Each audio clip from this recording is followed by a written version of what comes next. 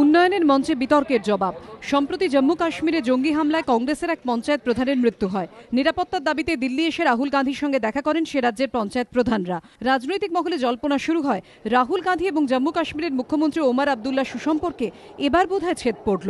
অবশেষে বৃহস্পতিবার ওমর আবদুল্লাহকে পাশে নিয়ে সব বিতর্কের জবাব দিলেন কংগ্রেসের সাধারণ সম্পাদক। আবদুল্লাহ পরিবারের সঙ্গে তাদের পারিবারিক সুসম্পর্কের ইতিহাস উল্লেখ করে রাহুল গান্ধী বলেন ওমরের সঙ্গে যৌথভাবে উন্নয়নের কাজ এগিয়ে নিয়ে যেতে চান তিনি। जिस प्रकार से मेरे परदादा ने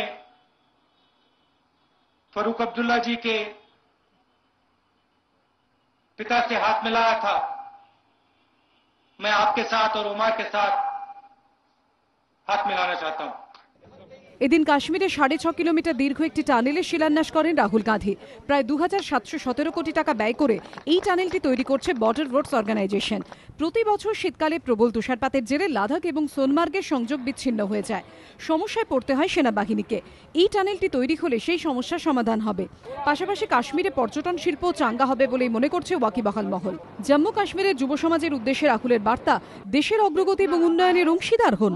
ये एक निशान है, विकास का निशान है, और हम चाहते हैं कि जम्मू कश्मीर के जो युवा हैं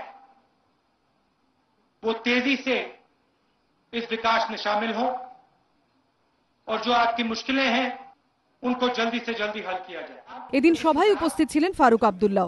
বর্ষিয়ান এই নেতা বললেন রাহুলের প্রধানমন্ত্রী হওয়া শুধু সময়ের অপেক্ষা। कोई ताकत हमें अलग नहीं कर सकती, ये बात याद रखना। तूफान आएंगे, हमने 20 साल तूफान देखे मगर साथ नहीं छोड़ा, न कभी साथ छोड़ेंगे। যদিও এই নিয়ে কোনো মন্তব্য করতে চাননি রাহুল গান্ধী।